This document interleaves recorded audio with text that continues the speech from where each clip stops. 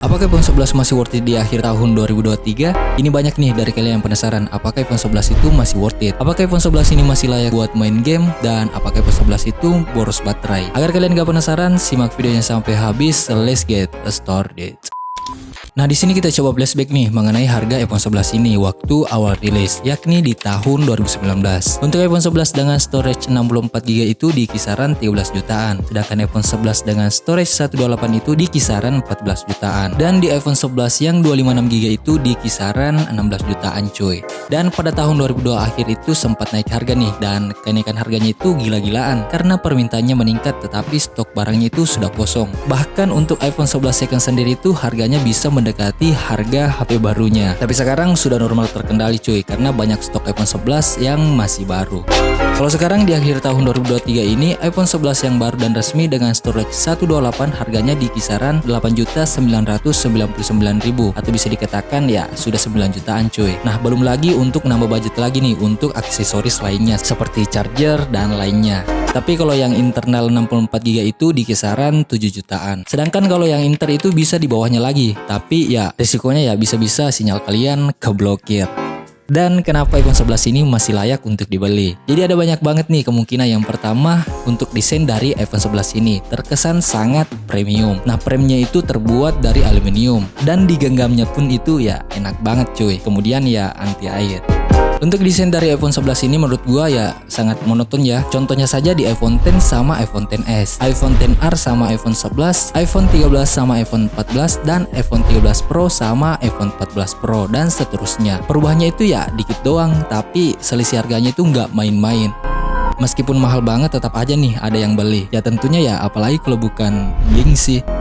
Dan kita lanjut nih, untuk warna iPhone 11 dan iPhone XR itu banyak pilihannya ya. Dan kemudian untuk kapasitas baterai di iPhone 11 ini di 3110 mAh. Terjadi kenaikan baterai dari iPhone XR yakni 2942 mAh, yang mana jauh lebih irit dan masa pakainya ya cukup lama. Dan kalau kalian nih beli second X Inter atau X iBox, pastikan baterai health-nya itu di kisaran 85% agar kerasa iritnya. Karena kalau udah di bawah 80% itu ya sudah diminta ganti baterai. Jadi usahakan kalian cek benar-benar apakah baterainya itu real atau baterai suntikan, agar ketika kalian update iOS nggak langsung turun baterai health-nya. Dan menurut sepengalaman gue sih, biasanya nih untuk baterai suntik itu akan kembali ke normal jika kalian update iOS. Nah, kemudian kita lanjut di layarnya. Untuk layar iPhone 11 ini masih menggunakan layar IPS, sama seperti iPhone XR, dan itu mungkin yang membuat iPhone 11 ini jauh lebih murah karena biaya produksi layar AMOLED itu ya lumayan mahal cuy. Dan oke, kita lanjut di bagian kameranya. Jadi untuk iPhone 11 ini ada tambahan kamera nih yang namanya kamera ultrawide. Dan itulah yang membuat perbedaan antara iPhone XR dengan iPhone 11 ini. Dan untuk kualitas foto dan videonya ini sudah cukup bagus ya dengan resolusi video. Kamera depan di iPhone XR paling mentok di HD 60 fps. Sedangkan di iPhone 11 ini sudah bisa 4K 60 fps. Dan kalian bisa lihat saja nih hasil video di iPhone 11 ini, yang mana hasil videonya itu sudah 1080 60 fps seperti ini. Dan di iPhone 11 ini kalau di zoom seperti ini mentok 3 kali. Dan untuk ultrawide-nya kalian bisa nih langsung aja cubit aja seperti ini. Dan yang paling gue suka nih di iPhone 11 ini itu hasil videonya cuy, yang mana sangat stabil. Dan tentunya autofocusnya itu smooth banget, sehingga ya berasa menggunakan kamera profesional yang gak ada di Android. Kemudian kita lanjut nih untuk gamingnya. Kalau performa di iPhone 11 ini sudah enak banget cuy, karena sudah pakai chipset Bionic A13, yang mana banyak nih reviewer lainnya mengatakan kalau chipset Bionic A13 ini 2 kali lebih baik dibandingkan dengan Snapdragon 855, sehingga game apapun bisa dilibas nih dengan sangat lancar, bahkan grafiknya itu bisa rata kanan. Dan kalian gak usah takut lag kalau pakai iPhone ini, pasti lancar banget dibuat multitasking. Dan meskipun RAM-nya itu cuma 4GB untuk iPhone 11 ini, tapi kalau soal multitasking itu ya sangat bisa diandalkan. Dan menurut gua sih iOS ini sih juaranya. Gimana nih menurut kalian, lebih enak mana, Android atau iPhone? Jadi kalian bisa coba tulis di komentar di bawah.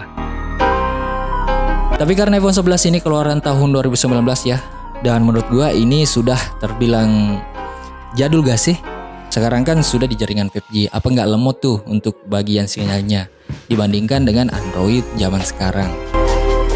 Dan di harga 9 jutaan, kalau kalian yang beli, kalian bisa nih dapat iPhone 11 Pro Max 256GB untuk yang HP second X Inter, atau palingan kalian bisa dapat iPhone 12 128 X Inter. Itu sudah dapat jaringan 5G.